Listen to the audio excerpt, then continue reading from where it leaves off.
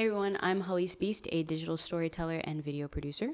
And I'm Mr. Hallease. I'm a registered nurse, and I have a caffeine problem.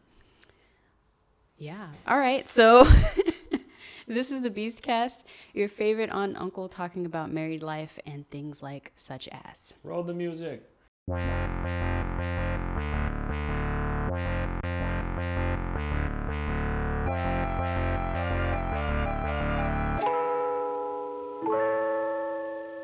All right, so the topic today is actually from a YouTube comment.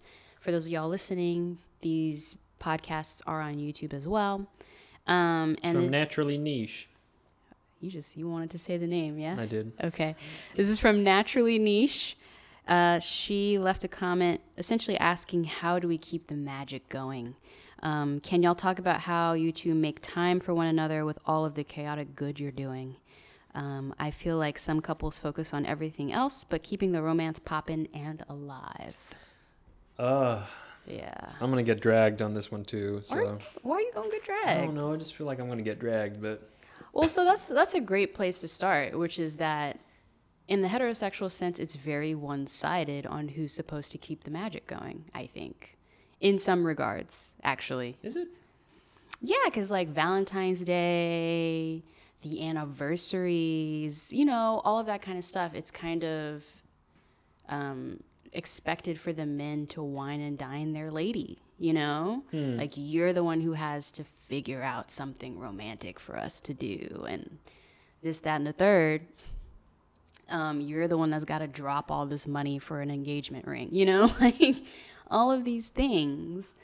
And I don't really agree with a lot of them. And then, but on the woman's side, I know, at least for me personally, I have felt like, oh, I don't dress femininely enough, you know, some cute underwear or something, you know, that sort of thing. Underwear that doesn't have intentional holes in them.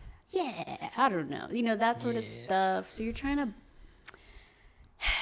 balance all those things and whatnot, and there's all these like outside forces acting on it, and at the end of the day, it's just like, don't you know I love you though? You know, like, can't that just be enough that you know that I care and that I got your back? Or I gotta do all this extra? Man, I'm trying. I know there was another comment, and I'm present. I am present. I'm just trying to find the other comment. Man, because someone else asked if whether or not, like, we feel like we're living up to the... Oh, man, it was like, are you living up to the romantic notion? Oh, yeah. I forget who that is. I don't know where that comment was, but I remember seeing that one recent. Too. But she's like, you know, what is your life? Do you feel like your life is like a romantic comedy or like sexy? Yeah, she asked us, like, she or he, they asked us. No, it was she, but okay. I can't remember her. They had asked us essentially, like, define what your relationship is based on these, like, different categories. And one was romantic comedy. One was, like, married with children or something like that. I mean, if our life is a movie, it's a boring movie. It's one of those, like, experimental artsy ones. It's a French film. Nothing happens for, like, 15 minutes. Yeah, no, it's totally a French film. Someone's just making breakfast. Yeah. The other person is, like, passive-aggressively not talking to them. With their backs to each other, waiting for the other one to, like, break the silence, you know? Okay. I'm gonna go there, okay. I think that when you're in a pretty stable relationship, on the exterior, it should seem boring.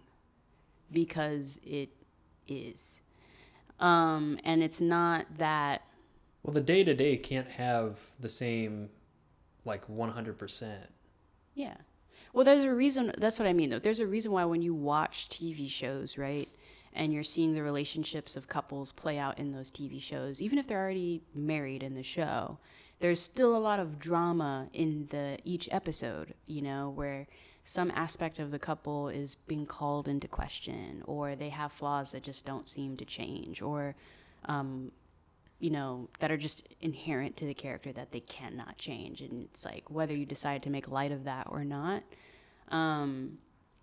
that's not real life. There's a reason why those relationships never seem that stable as they're represented online, because that's boring.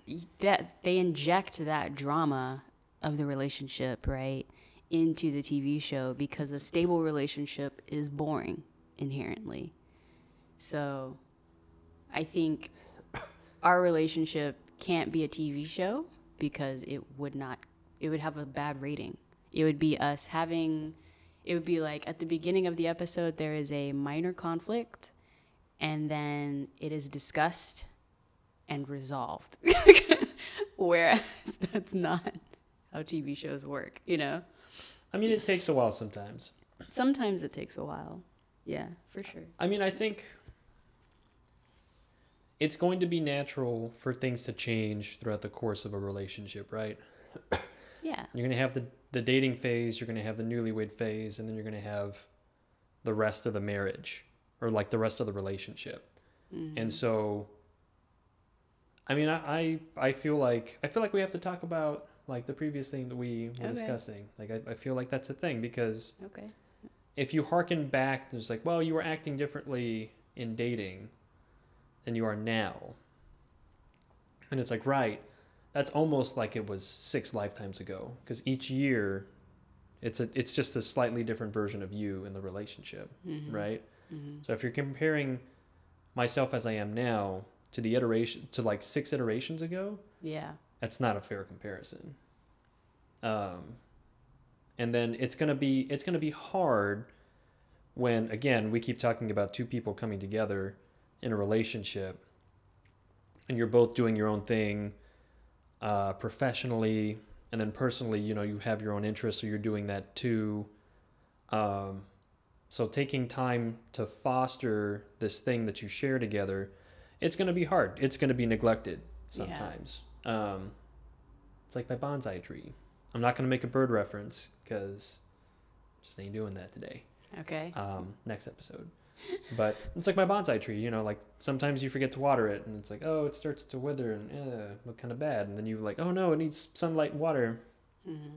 And sometimes you only give it water, sometimes you only give it sunlight, and then it's kind of like barely maintaining.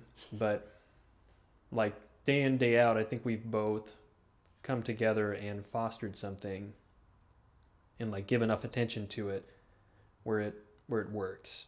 Yeah. And then we split responsibilities. Like some of the things that we do, they're not super romantic. I mean, I make dinner, and that's not super romantic. No. But it's part of the relationship. You know, like it physically sustains us. But you don't automatically think, oh, he's making dinner. That's like such a sweet sentiment. It's a given, because someone needs to make dinner, otherwise... Or it's not happening. Right. Yeah. It's the same thing with doing chores. It's the same thing with, like, day in to day out.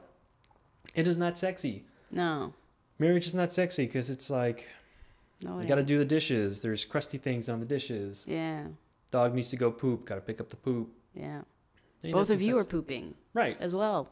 You smell each other's poop. Yeah. That ain't sexy. It's not sexy. That's not how it is. Yeah. It's not sexy. But you have moments. You have moments of, wow, look how far we've come. This is great.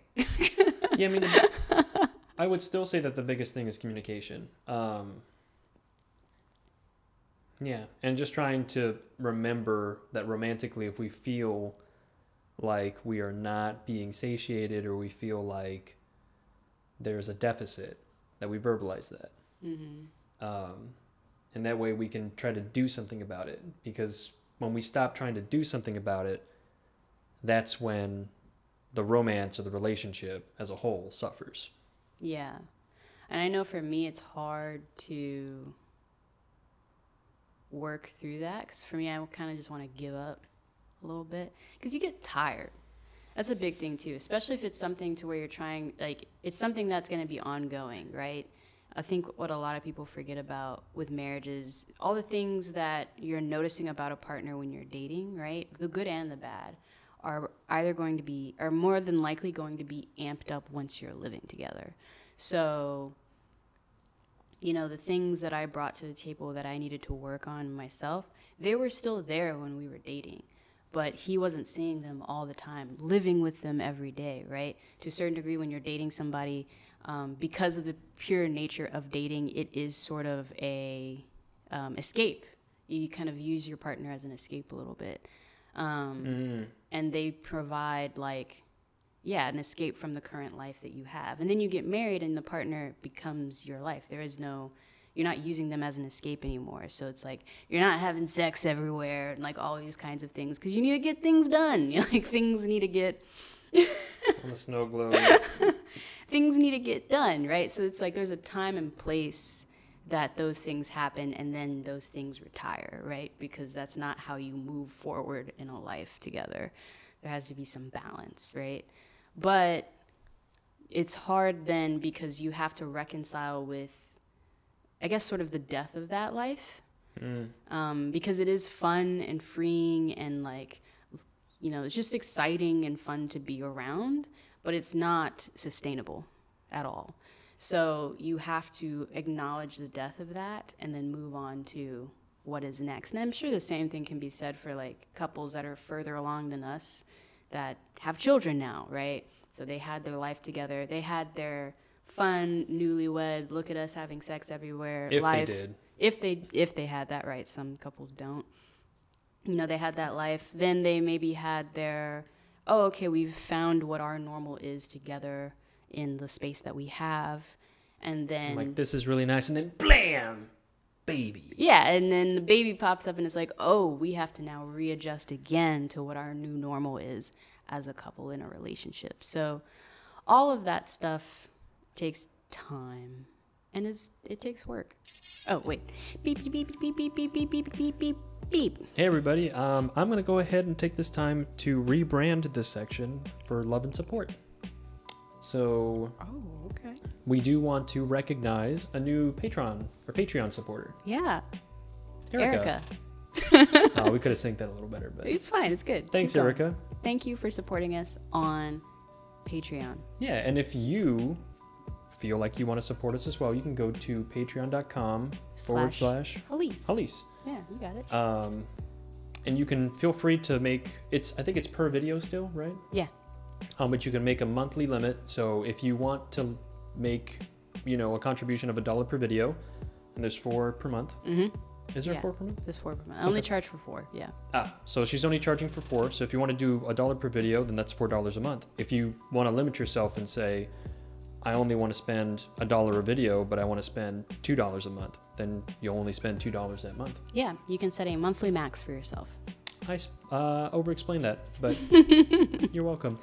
Another way that if you want to support us, if you don't feel like becoming a Patreon, then you can just let the ads play if you're watching this on YouTube. Yeah. It helps us a lot in these trying partisan times. Some of the video or some of the advertisements are a little bit extra. They're a bit much. From time to time. I saw somebody comment, though, that if you mute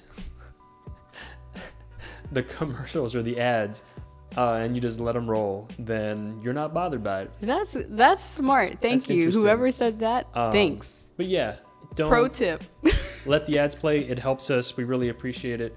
The other thing that you can do is like, comment, or subscribe. Again, if you're on YouTube. If you're coming to us from Anchor or wherever you're getting your podcast from, you can rate us. We really appreciate that. We were recently rated on, it was an Apple Podcast? Yeah, we got 5 stars. Woo! We're at 5 stars on Apple Podcasts. Yeah, there's a couple people that rated us. So we really appreciate it. It means a lot to us to know that y'all appreciate what we're doing. Thank you. Also, if you want to comment and leave, a topic for another podcast, it really helps us out because we were here for 30 minutes trying to think of stuff.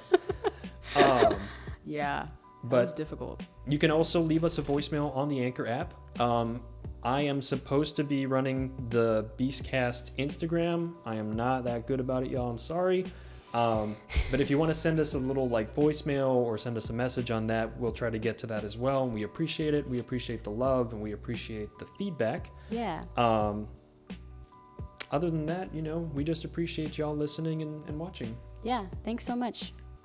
Thanks for stopping by. Oh, back to the podcast. Your comment on, the things the little intricacies or quirks in the relationship or within each other. you like in dating, it's not that big of a deal. It's like, oh, well, he's a little mucusy. You know, I am mucusy. Like, I have to clear my throat a lot. I have allergies and asthma. Mm-hmm. So you gotta like clear stuff and all that stuff. And then when I'm doing that in dating, like, oh, you know, he just clears his throat or whatever. And then 7 years in, it's like the telltale heart. It's like, yeah. like, oh my God, shut up. But unless your partner is that outgoing, like that spontaneous and that like explosive, where they're like, everything is got to be big, and you know, we're like, I made lobster again, or like I made like super cool stuff, or I went out and I got a rose for you. I just found a single rose. And I laid it upon your forehead while you were sleeping. And then while you woke up, like the dew gently kissed each eyelid. Wow. And it's like you do that every single day, where it's like, I found a new flower for you. Even then, that's going to get old, though. That's the Right. thing. Like, that's... To be in a relationship is to have complacency to some degree. That is inevitable, I think. And to a certain degree, I think that's a good thing. You know, if you're in a stable relationship, there should be some complacency. Stability. Yeah, because you should not have to think about, to a certain degree, the relationship sustaining itself. Like, there should be a baser level of trust that's just kind of built in, you know? You know, I know that when we go into every discussion or every argument that we're particularly having, you know, I think I said this to you. Actually, I think I had to remind you of this a couple months ago. Like, just assume that I'm not leaving you. And that's the basis of having the conversation. I'm not leaving you. I just want to talk about this, you know? What a great segue. Pause. Okay. Or don't pause, I mean, but... Oh, God. Ooh, you brought out a letter? Lord. Okay. What is that? Huh? Can you give context? When was this letter written? What is it in regards to? Hang on, I need to like actually fix my glass. Okay. So those of y'all listening, Mr. Hallease left and went and grabbed a letter that I wrote for him. No date. There's no date, but I recall writing it, and it was we were living in Austin. This is like 2014. This actually isn't even the one that I wanted to pull, I don't think. Oh, never mind. Go. So apparently this is a letter. This is a card I gave him on Valentine's Day. These are both from Valentine's Day. Many years ago. So one just says, sorry, I couldn't buy you something more romantic. I was hoping to get paid. Again, like, this is the extent that I was hoping to get paid before today. But alas, I did not. This gift doesn't mean I don't know what to get you when I just figured I'd go practical. Anyway, I know you have been worrying about my happiness, and you shouldn't be. Being with you makes me happy, always. I promised you on both of our weddings, because we technically had two, Yeah. that I'm not going to leave you, and I won't. Never doubt the love that I feel for you. It is so much more than I show. You make everything better, make everything new. One of my sole responsibilities now as your wife is to ensure your happiness, and I take that job seriously. So stand secure in the love we share. It will last for more than a lifetime. Your love, Hallease. Hey. I was just trying to get something that said, like, yeah, we're not going to leave each other. You don't have to worry every time we're having an argument if the other person is leaving you or not. You know, Right. That should be something that has to be literally said of, if you cannot fix this, then I am leaving you, you know? And that's, like, I would say the romance is actually in that trust, you know, not necessarily, oh my gosh, he filled the house with flowers. That's a waste of money and resources. So many living organisms died. Yeah. For that. You know, and even when we were getting engaged and the whole ring thing with you, and I was just like, I don't care. You know, I mean, I can get into that frame of mind, you know, as a woman with, you know, jewelry or whatever. I can get into that frame of mind, eventually, but it takes some time. To give some context, I mean, as you could tell from the letter, we did not have a ton of money Yeah. at the beginning of the relationship. And then when I was going to propose to her, I got her, I think it was like a $600 ring. Damn it. I got her a $600 ring. It was white gold with 2 small diamonds on either side of a black pearl. Yeah. It was nice and classy, but it wasn't going to be durable because, one, the pearl gets scratched easily, and then also you can't set the pearl in with any sort of clasp. Yeah.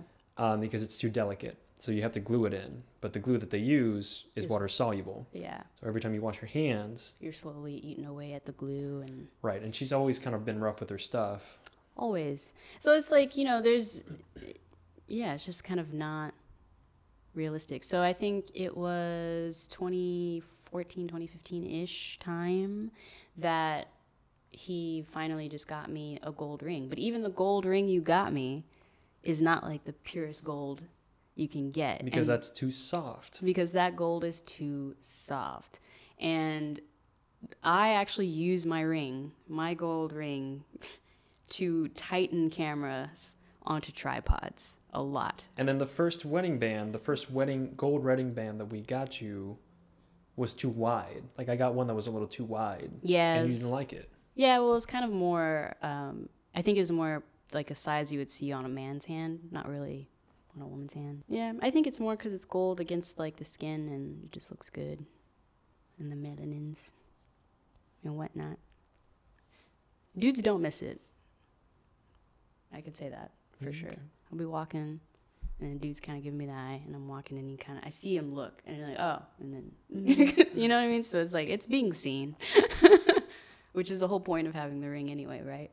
To be branded, right? To ward off potential vultures. Right. So, I mean, I don't know. From a practical level, romance, how do you keep it going? I don't know. I mean, you just have to make a conscious effort about it, because if you just naturally people will take things for granted. Mm-hmm. And then the spontaneity, the relationship will suffer. I mean, because it's going to stagnate, because you're just going to want to go day in and day out and just do the same normal routine. Wake up in the morning, go to work, come back. Somebody needs to cook, somebody needs to clean. We rest for a little bit or unwind, and then we go to bed, right? So if that's a routine day in, day out, then who's focusing on whom, you know? Mm-hmm. Where's the sexiness? Where's the romance? Where's the focus on the other person? You need to snap out of it at times. You need to have it, shaken within you that, oh, someone doesn't feel like, and this has been a thing that we talked about recently, like someone feels like they're not being, or that they're being taken for granted, that they're not being appreciated. Yeah. And whatever that involves. And so then you need to say, oh, okay, well, one of us needs to change. Clearly you feel a certain type of way. So it's not all about you and changing the things that are bothering you. It's about the other person not realizing what the problem was and then taking steps to fix it. Yeah. So it's got to be on some like level in your consciousness. Yeah. Because if you ignore it, it's going to atrophy. Well, I think it's also this idea of just marriage long term. I know a lot of y'all comment asking, oh, don't y'all get bored together, being together for so long? And I think, I'm sure there's an aspect of that. I guess. I think it's more a marathon than it is a sprint, one. And then also and I think we've mentioned this before in the whole soulmates episode, is like, you've changed. You're not the same person. See, but if you said the same thing in a different tone, it's like, you've changed. Oh, sorry. No, I'm just that's just funny. Well, we're not the same people we were 7 years ago, or even a year ago, to be honest. And so, yeah, it's that idea of loving someone at each stage of their development and figuring out what that looks like.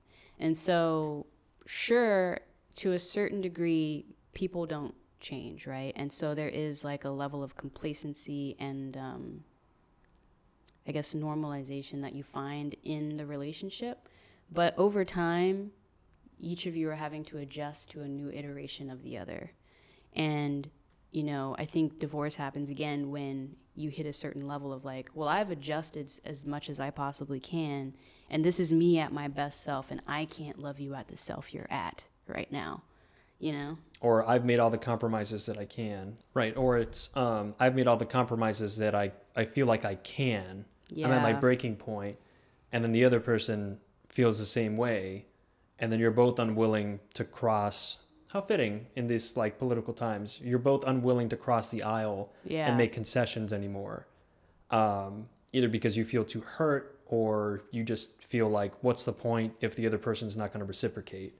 Yeah. And then it breaks. There's bending, bending, bending, break. Yeah. I also love the analogy of a marathon because... Yeah, you refuel at different parts of a marathon. And the refueling is those moments of romance that you try to jolt back into the relationship. Well, because dating is the training, right? Like you date other people and it's like, well, this one was a little too slow. This one was a little too fast. And I'm not talking sexual, you filthy animals. I'm talking about, you know, it's like, well, you know, this one went well, but it wasn't perfect. This one went well, but it wasn't perfect. But on race day, totally going to get everything down, right? Okay.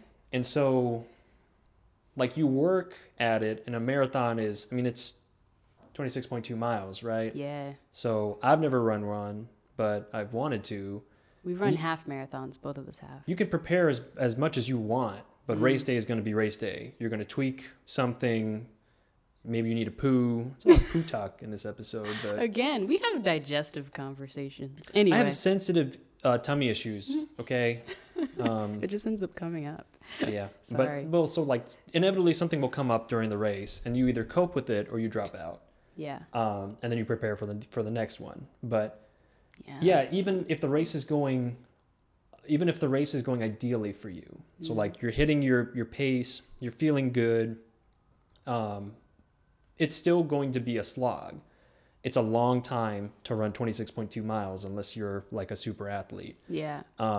You also, again, have to refuel. So you can't just run it alone. You need assistance. Yeah. And then you're going to run. There is an end. Like there is a finish line. I mean, to bring it back a little morbid, it's, you know, death or the end of the relationship. Like there is a finish line, but it seemingly feels like you'll never get there. Hopefully, if it's like a good race for you or a good relationship. But all in all, you just like, you have to take everything into account, and then maybe you'll reach the end with the other person. Yeah, I mean, it's like in the most ideal sense, you know you've had a good marriage when one of you dies. You know, like that's the end of it, right? So is it because I mean the baby boomer generation, you would just make it work, right? Oh, right. Yeah. Okay. Well, I'm also discussing it in terms of like not just making it work, but actually having a love-filled marriage for most of it, ideally. And you both learning how to compromise with each other, learning to love each other in each iteration of yourselves, right? Until finally one of you passes away. And it's like, all right, I did that. And I think the thing too is like, there's no pat on the back. That's another reason why I'm always kind of like, I mean, we've been together for a minute. You know, I'm kind of always hesitant to even say how many years it's been, because what's the point? Like, you're not going to get a gold star for being married for 10 years, being married for 20 years or anything like that. And it also shouldn't lessen the people that have been married for 15, 20 years. And then, you know, things happen and they're not with that person anymore. Because then you feel like you failed, and it's like, I mean, did you? You know, was that relationship supposed to last as long as it did? Maybe it wasn't, you know? Or you gained what you were supposed to gain from that encounter and now you moved on, you know? I don't know. I think if you're looking to get married to be served or to be, I don't know, to be taken care of, I guess, I would question doing that, as long as it's mutual on both ends, because they're being married, I think it's kind of thankless long term. It is, yeah. And I'm assuming it's the like same nursing. thing with having kids, you know? Just like nursing. Yeah, like... Or parenting. Yeah, like having kids. It's like, it's a thankless thing. You do it for the love of it, and for the love of the person and the investment in the person. But no one's going to come up to you and be like, good job. You stayed in that marriage. You know, at the end of the day, you got to deal with yourself. Are you proud of yourself for being in that relationship as long as you were? And for me, I'm always proud of the relationship I'm in with you. No. Yay, full circle. Yeah. I mean, I feel like if you're looking for like Prince Charming, where he's always going to try to serve you, I'm not talking about like gender relations or expectations or anything, but like if you're always looking for your spouse or significant other to go that extra mile all the time and then not have anything like reciprocated for them, I mean, that's not realistic. Not at all. But it's the same thing where if you enter into a relationship and you feel like your significant other expects things to be catered to them, and then like it's one-sided, then something needs to change, or otherwise it's going to break. Yeah. I mean, I know for us, so it's like, what do we tangibly do, right, to be romantic from time to time? And I think the big thing for us is just experiences. We go out to eat pretty regularly, and then we try to take a trip a year, like a vacation trip a year. And those are like the two big things I think we do pretty regularly. Even if the trip is just to a certain degree staycation, like we're just not in the space that we live in. Right. A change of environment can really do a lot, I think, for a relationship in regards to just rejuvenating and just experiencing something new with your partner.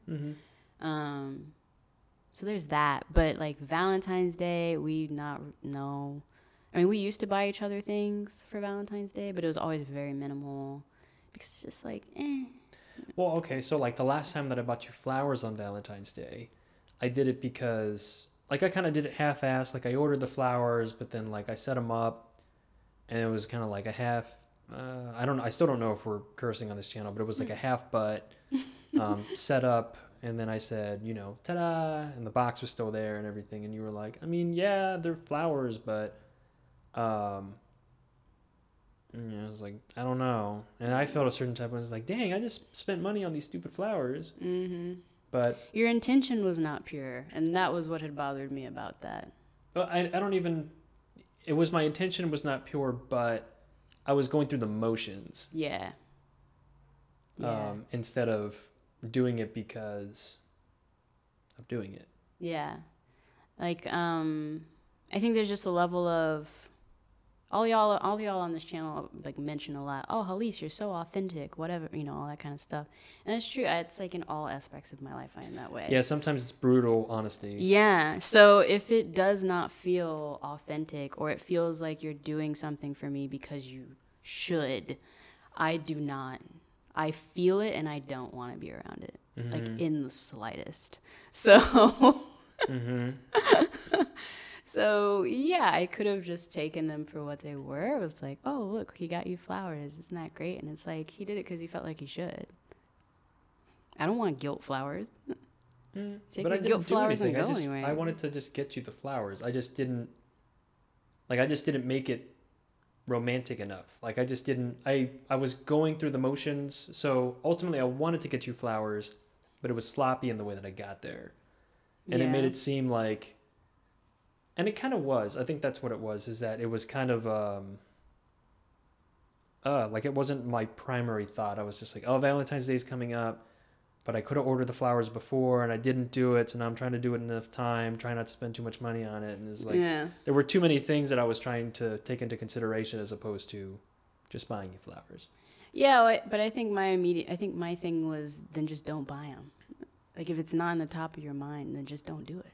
Right. And it's not gonna, like, I know stereotypically other people will say that, and they say that, but they don't actually mean that. Right. Or it's like, but no, I really do mean that. Like, if it's not, like, don't give grudgingly or of necessity, right? So if it's like, if you feel some kind of grudge or some kind of, burden to doing something for me, don't. I'm good. I don't need that in my life at all. Mm-hmm. So, yeah. And it's like with these letters and stuff that I would write to you, yeah, a lot of them were always based on I didn't have anything to give you, but I did want you to know my intentions, so I would just write a letter, and I would think about it. I would think about everything I was saying and hope that that was enough. It's hard. Yeah, I mean, at the end of the day, it's hard. Well, because, I mean, I'm all about analogies. But, I mean, if it's like, oh, this fire needs to burn super hot, it's like, cool. But if it burns that hot all the time, you're either going to run out of fuel or you're going to, like, burn something. Yeah. So it just can't be 100% all the time. Because even 100% oxygen will kill you. Do you ever, I feel like, so I know on my end personally, I do feel like I have to have a certain feminine energy, if you will, to keep romance alive, right? And I find myself often in, like, tension with myself on that. Is there anything you ever feel tension with yourself as a man of what you're supposed to be doing romantically in the relationship? Yeah. I mean, it's like it's being romantic. It's, thinking of your spouse. It's providing for the spouse in all facets, emotional, sexual, material. Oh. And that's why the shambles affected me so much, because it's like, oh, okay, I can't really provide a safe space for my family, for my wife. I have to be dependent on other things. And that was a struggle, but then we also had, again, the privilege. So that was something that I struggled with, yeah. Okay. Dang. Perspective. How you make time for one another, and you just do it consciously. Yeah, that's really the only answer to that. Yeah. And some of it doesn't have to be big. Right. When you're making time for the other person. So when I make dinner, I'm making time for you. Or like I'm taking time out of my whatever I wanted to do for the day. I'm taking time out to provide dinner for us/you. Yeah. It's the same thing with laundry. I mean, it's the romantic motion, the romantic gesture becomes less grandiose, but nonetheless meaningful, or not any less meaningful. Yeah. That's a good way to put that. It's yeah. like, oh, they swept the floor. Oh. Because he knew it was bothering me, or like he cleaned the tub, which I don't do as often, but if I did, wow, he cleaned the tub. Yeah, no, it becomes, I think it definitely becomes those little things of just, yeah, you thinking of something for your spouse that they just aren't thinking about. Or I've noticed now sometimes when we're about to leave somewhere, you'll find my keys in my phone for me already. And then we're walking out the door and I'm like, oh, where are my keys? And you just hand them to me. And I'm like, oh, thanks. That's if I can find them too, because Lord, sometimes those things are lost forever. Yeah. Yeah, that's true. But yeah, so you think about, or like when the big thing that I would notice that you would forget over the years is to wash your scrubs. And so that's one of the things that I just do now, is I just wash your scrubs for you when I see them in the laundry. And then it never fails. You're like, oh no, I didn't wash my scrubs. I need them tomorrow. And I'm like, they're in the dryer. You're like, yay! Thank you. It's those little things. It's the buddy system. Help out your buddy, Yeah, I mean, I guess when you're dating or when the relationship is new, every gesture is like a diamond, right? Yeah. But harking back to your engagement ring, in the marriage, it's like a pearl. So Ooh. what started it, like the thing that started it initially is going to be like something small and seemingly insignificant, which is the grain of sand that ends up in the oyster, right? And then the oyster eventually starts adding more and more to the little particle of sand to make it into a pearl. So each thing that you do, seemingly meaningless and seemingly insignificant, adds up into this greater thing. Yeah. Which is the marriage over time. Aw. You brought the pearl analogy back and made it positive this time. You don't remember what you, in a previous, and I think it was the first episode, when we were talking about finances, you used the pearl metaphor. Dang. But it was a pearl of shame. And now it's a pearl of love. So yeah, I mean, I think that's it. The short answer is we don't. We do won't keep the romance going. We do won't. It's different. It's camouflaged. Camouflaged? In what, like, to be just more subtle. Yeah. It's the subtle cues. Oh, thank you for reading that, because I didn't know where I was going there. Yeah, other people are like, oh, there's no romance here. But it's just like, no, your understanding of it is just different. Yeah. It's still there. So anyway, in the comments below, let us know what y'all think, or if you're listening, send us a voicemail. How do you keep the romance, quote unquote, alive and well in your relationships? What are the little gestures that you do to let your spouse know that, hey, I'm not just your roommate. I'm here making sure you're good in my own little way. Anyway, and we'll see you next week. Bye.